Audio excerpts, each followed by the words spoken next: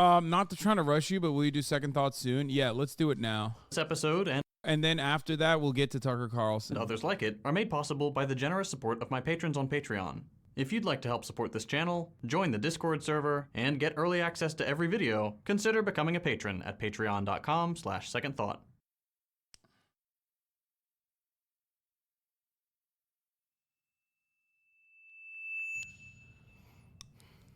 Loneliness. American epidemic. Epidemic of loneliness. Actually hurts you more than smoking cigarettes. Debilitating levels of loneliness is killing me. Loneliness. If you've watched Bo Burnham's Inside, you've heard about it before, and experts say it's as smoking. It's so cool. Bad as eating 15 cigarettes a day. But what is loneliness really? And is it a problem? The answer to both of those questions is yes. Because loneliness is a problem that has existed behind the shadows for too long.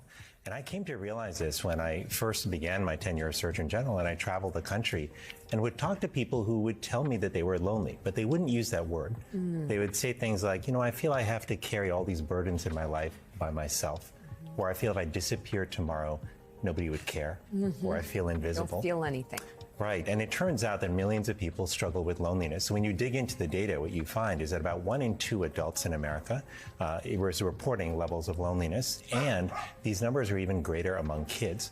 But what you also find is that loneliness has serious effects on our mental health and our physical health, raising our risk for depression, anxiety, and suicide, but also increasing our risk of heart disease, stroke, We're gonna test if this is a dementia, poop and premature bark. death. Or if it's a I'm bored Loneliness bark. is a massive problem that's only gotten worse. We know this because earlier this year, researchers published this paper.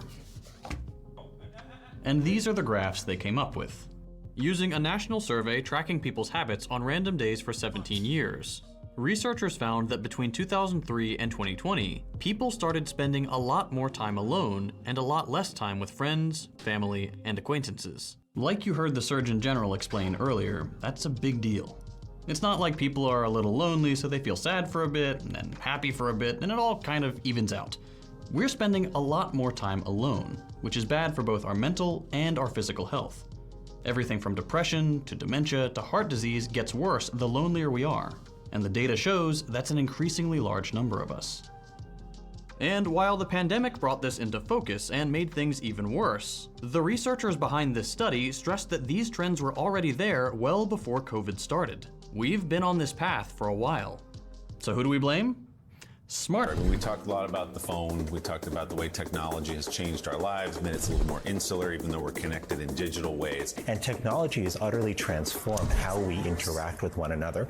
Now, look, tech can be good or bad. It can help us or hurt us. Technology has transformed the way we live and work now, where these connections are happening on Zoom, online. Phones. Could you stop that? Smartphones. In a lot of the interviews and public addresses you've probably seen about the loneliness epidemic, phones, social media, and technology in general get blamed, taking up a lot of airtime. And don't get me wrong, social media definitely has a bad effect on our mental health. We've known this for a really long time now, and just about every study we've ever done confirms it. For example, a study that came out just this year found that more social media time equals worse mental health. And as a solution, it recommends that, quote, social media users be cautious when interacting with social media features, especially likes, comments, followers, media, and posts, because of their significant effect on mental health. Yes, phone bad. But phone not only thing bad. While social media for sure has a role in this crisis of loneliness, something a lot bigger is either completely absent from or barely glossed over in these interviews. Something that socialists have known contributes to isolation for a long time. And that's alienation. For centuries now, socialist thinkers led by the dapper young Marx have anticipated that capitalism would produce the kind of acute loneliness we're experiencing today. And if you've heard about alienation before, watching these news segments can be a little frustrating. Before we explain what it is, alienation is a structural feature of our capitalist society. It's almost universal, and for the most part, out of our control. That's important, because when these reports downplay it or don't acknowledge it, which is almost always the case, it leads them to conclude that while loneliness affects a lot of people, it's ultimately an individual problem with individual solutions. And finally, their personal practices. Look, in all of our lives, we can do simple things. like taking 15 minutes a day to reach out to and connect to someone we care about, to make sure that we are giving people our full attention when we're talking to them in conversation and aren't distracted by our phones. And at the end of the day, as you say, the solutions are on us. It's on people, it's on individuals, on families, on groups of friends to do something. And these relationships do take work, as we're reminded. I feel like I'm in touch with... Don't get me wrong. Personal practices to improve our isolation and our mental health are good things, and they're not the only thing in the Surgeon General's report or the interview I keep pulling clips from. Both do mention larger-scale approaches to this problem, like regulation for tech companies, government investment in community organizations, and improvements to public health infrastructure.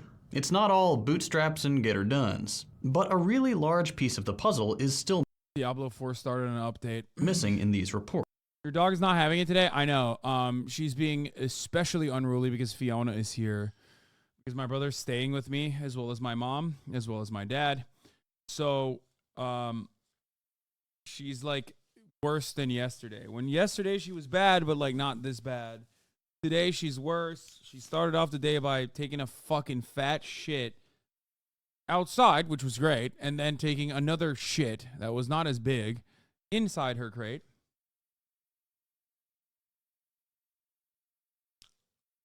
Okay. So, you know, that basically goes to show how fucking dog shit the start of this day was overall. Yes, a very bad girl, not a good girl at all. Did she go out just now? Yes, she did. She did not poop. She peed. I'm going to give her water now that she has calmed down.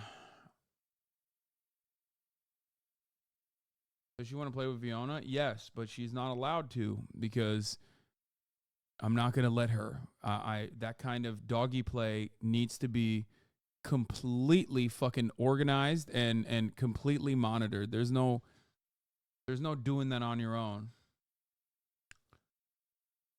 At 6 months, it will become worse. I think at that point, she'll be fine. Yeah, you can fucking get mad all you want. I'm a goddamn ruthless authoritarian, okay?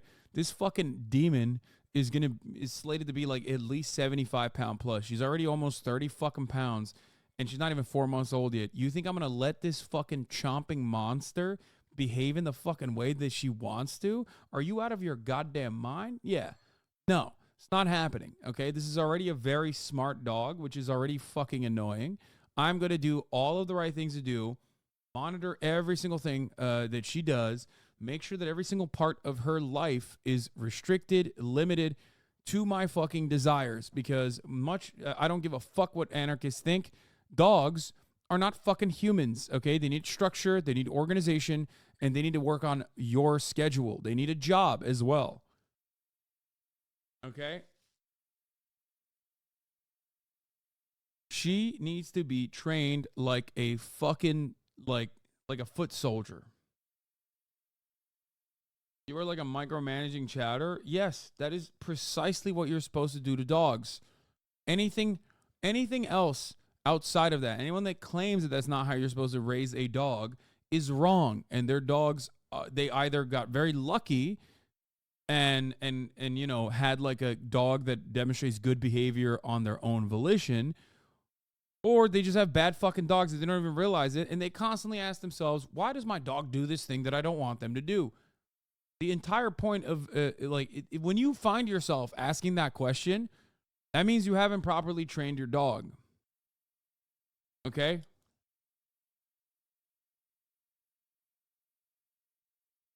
And if you don't do that, and some dogs you get very lucky. Some dogs with age just train themselves. But yeah. Exercise, discipline, affection, in that order. Eggs, precisely. Precisely.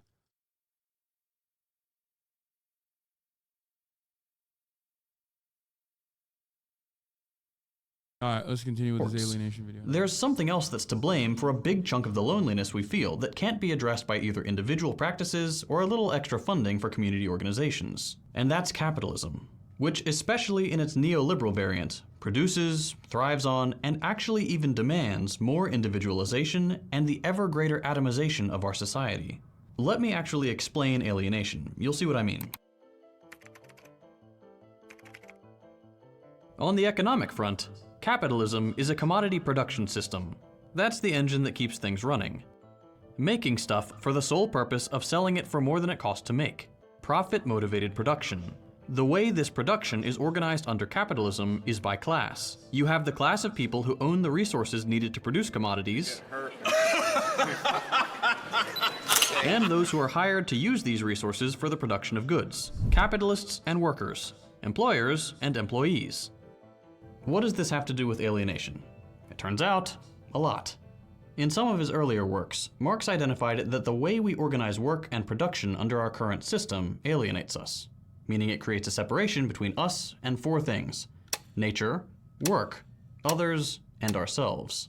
Nature, because through the logic of commodity production, it's no longer something we're a part of. It's just this dead resource we extract from to make stuff. Work, because most people work for someone else in order to make something that the other person owns.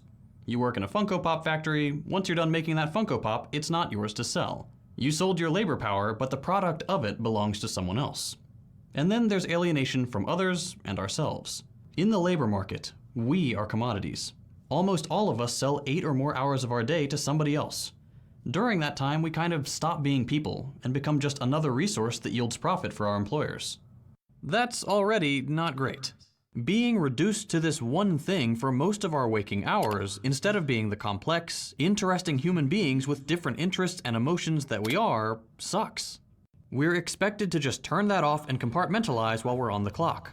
We're interchangeable in the eyes of capital, and it's why so many people relate to the idea of being just a cog in the machine. That feeling of alienation is miserable and isolating. But it doesn't end there. Like, what about all the other cogs? As commodities in a competitive market, we're constantly pitted against one another, whether that's for job positions, promotions, or layoffs. There are always fewer jobs than people to fill them. And while you can be friends with your coworkers, in the back of your mind, there's always going to be a little voice that says, if the boss ever wants to fire someone, you'd rather it'd be them than you. Social cohesion is harder to come by in this zero-sum competition that decides if you get to eat this month. Also, when, in spite of the odds, solidarity and compassion do get realized in the workplace, and it takes the form of a union, capitalists are merciless in their efforts to turn workers against one another. Teamwork and collaboration are one thing, but solidarity terrifies them. Of course, real life is less binary than this. We make friends on the job, our boss can be a real-life nice person. But the built-in competitive element of labor under capitalism puts a strain on these relationships, and that's the problem. The way our economy is organized runs against our natural drive and physical need to socialize. It doesn't make it impossible, but it sure as hell doesn't help. And I've been talking for a while now, but we still haven't gotten the full picture yet. Not only does capitalism's reliance on a competitive labor force contribute to us feeling lonely at work, its demand for ever greater exploitation makes work a larger part of a lonelier life. If we go back to that study I used earlier, the one with all the graphs and the trends, this one, there we go. If we go back to this study, one of the main conclusions, literally the first line at the top of the page in this big highlighted box, says, quote, "Hours worked per week emerged as a structural constraint to social connectedness." In normal words, you work more, you feel lonelier. Rise and grind. All men are created equal. Some just work harder. Now, if you want to be broke for the rest of your life, keep doing what you're doing. But if you want something different in life, you gotta do something different. You gotta go all in. Your boss will always be trying to make you work more and pay you less. That's one of the main ways they increase their profits. If they do that by increasing your hours without touching your salary, you now have less time to socialize. If they do it by keeping your wage the same but reducing your hours, you now have less money to spend on leisure. Someone with a higher income may be able to pay for someone else to do their chores, while someone earning less has no choice but to stay home and do it themselves. Regardless, in either scenario, what decides how lonely you are is the threat of poverty keeping you at your job, and your boss taking advantage of that to either make you work more or pay you less. They can't afford to care if that makes your life worse. They need to be profitable. And if you're lonely because of that, that is not their concern. And all this is before we even get to the neoliberal part of the equation. You can add neoliberal culture and politics to these economic factors inherent to every iteration of capitalism. Neoliberal culture values things like self-reliance, rugged individualism, disdain for the poor and unfortunate, And of course, neoliberal pundits are constantly hammering on the myth that meritocracy is real, even though you can accurately predict a baby's future salary using only the zip code they're born in, their race, and their gender. And on top of the rhetoric, you can add How come I never say any of this stuff? Because I am fake. I love capitalism. You got me. That's why. Liberal policy. I famously believe the opposite of what Second Thought believes. I went on his podcast, Deprogram, because I hate him. And I wanted to out him as a commie, which I have an ideological issue with. Things like defunding social institutions, like schools, which are then forced to cut their arts and after-school programs. Or defunding public health institutions, where loneliness and other mental health difficulties could be treated. Or deregulating work, so your boss can work you longer. Set aside loneliness for a second and think of mental health more broadly.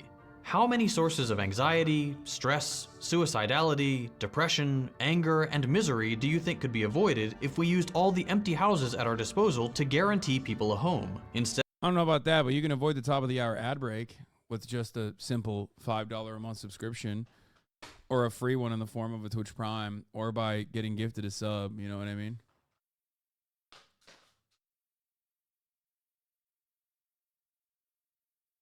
Famously a tanky. let me read you some details off the list of these bills. Thoughts on this guy being a tanky? I hope he fucking drives a tank to your house, okay? That's my thoughts on this guy being a tanky. Take a fucking week off and think about how stupid you are as a human being. I don't know what this video is. It's probably, you know, that was just a weak moment. I don't agree with anything this guy's saying, okay? I do agree with the top of the hour ad break, though, because I love capitalism. And that's the, you know, that's the best and only way to do capitalism is by serving ads at the top of the hour.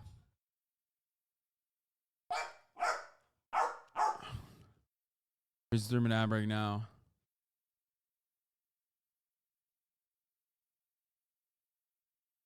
Get back to the Second Thought video. This dummy got bored, couldn't solve the puzzle, and is now just fucking freaking out again. What am I supposed to do? What am I to do? What am I to do with this fucking weirdo, dude? What am I gonna do with this, huh? Instead of sitting on them until they turned a profit. How much of the mental health puzzle could we solve if millions of people didn't need to worry where their next meal would come from because we distributed food freely without bureaucratic means testing gumming up the works? How much of a load off someone's mind would it be not needing to worry about getting around when their car breaks down because of a robust system of public transport? Just sent you a DM. Let's do something. Just sent you a DM. Let's go something. What? When all of society is geared towards maximum exploitation instead of maximum well-being, of course mental health is going to suffer. Between the material incentives of capitalists that isolate us from nature, work, each other, and ourselves, and neoliberal insistence that we're alone in our personal responsibilities, combined with their policies that force us to be, it's a miracle we aren't even lonelier. The solutions are on us. It's on people. It's on individuals. But I forgot to mention another way this capitalist blindness further contributes to our isolation. Since the loneliness epidemic became part of the zeitgeist, employers have started using it as another argument in the long fight to bring workers back to the office after COVID. A bunch of companies, probably including the one where you work, have spent the last few years playing around with this idea that work from home is to blame for all the isolation and loneliness people are feeling. If you don't know what I'm talking about, it's all those like, come back to the office, the culture here is so great statements every HR department is sending out. And I don't fundamentally disagree with their premise.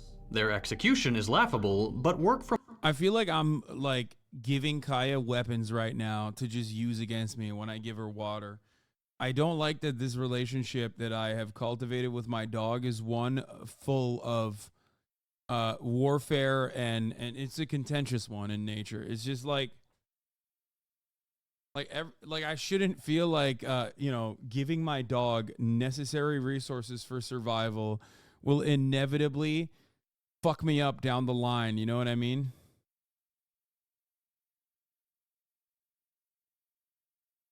From home can be lonely.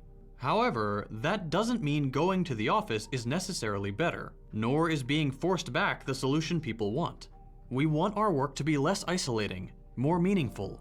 We want more time out of work to socialize. Most people want some amount of flexibility so they can stay at home part-time and go into the office every once in a while.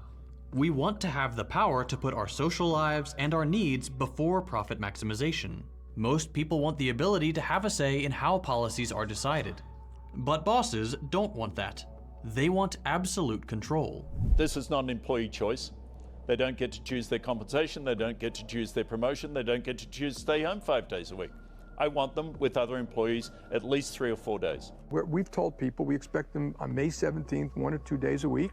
Get used to it, get your head wrapped around it. Fucking demons, dude. Demon-like. There's something very openly demonic about the way that they deliver this information. I can't be the only one seeing that. Get your head wrapped around the fact that we may, if we can, the legal issues about requiring vaccines, but by mid-July, 50% will be back in. Obviously, capitalists think working from home means working less. They already have a ton of surveillance tech on people's computers to police you at home. But of course, that's obviously not as good as putting you in an open space where everyone's eyes are on your screen, guilting you into never taking a break. That's why they're always talking about returning to the office. They don't care about loneliness. They care about their bottom line and power. They want to regain the control they lost when you stopped being in their line of sight 8 hours a day, 5 days a week. None of these guys are doing interviews saying, we work our people too hard and research shows that's making them lonely. We should really tone it down. No, they just want to tell you what to do and make sure you do it. Or, you know, they're real estate moguls and they're losing money with all these empty office spaces. Here's the thing. When we don't talk about all this, about how overwork, exploitation, and our disgusting politics of rugged individualism profoundly affect loneliness, we open the door to capitalists and their rhetoric. If we don't talk about work, they will, and they get it exactly backwards. And they do. They'll take this loneliness epidemic, this massive detrimental problem to our society, this thing that's making us miserable and literally killing us, and use it as an argument for more time in the office like they're doing us a favor. Don't fall for it. The roots of this problem go far deeper than they will ever acknowledge. And before I cut this video off, I want to reiterate something. If you know or suspect a friend is having a hard time with these feelings of loneliness, please reach out to them. And if you're experiencing loneliness yourself, please reach out to someone in your life, or a medical professional, or someone on the other end of a warm line to talk about it. Even with all this structural pressure around us, there is help available. It works, and you can overcome this. You are allowed to and deserve to feel happy. We need more connection in our life, and that's how I want people to think about this. Loneliness is not a source of shame. It's like hunger or thirst, a signal that our body sends us when we need something for our survival, and that's social connection. I mentioned at the beginning of this video that my channel is only possible thanks to my patrons on Patreon. Another banger video from Second Thought.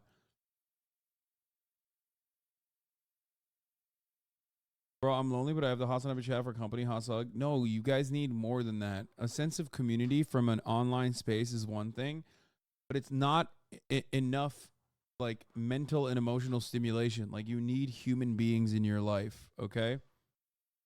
You do. And I don't mean that in a fucking workplace environment. I do not mean you need human beings in your life that are fucking, you know, that are talking to you at the water cooler.